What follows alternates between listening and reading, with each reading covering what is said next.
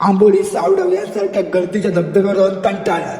एक नवीन हिडन धबधबा त्याचबरोबर जंगल ट्रेकिंगचा आनंद घ्यायचा आहे, तोही आपल्या सिंधुदुर्गात. चला तर मग दिखा दूंगा. मी आहे गावकरांचा आधी म्हणजे नवीन एका ब्लॉग मध्ये तुमचं सहर्ष स्वागत करतोय. ह्यो असा कुडाळ तालुक्यातील पांगरड या गावातलो गजरी धबधबो. जास्त मोठो उंच असं धबधबो नाही, पण निसर्ग आणि झाडाझुडपांमुळे त्याचं सौंदर्य अधिकच खुलान दिसता. ह्यो धबधबो कुडाळ तालुक्यापासून 30 किलोमीटर लांब असलेल्या सुंदरशा आणि निसर्गाची भरभरून देत असलेल्या पांगरड या गावात असा. पांगरड गावचं वैशिष्ट्य म्हणजे तिथली जुन्या चालीरीतीची माणसा आणि तिथल्या गावचं आराध्य दैवत श्री स्वयंभू महादेव मंदिर.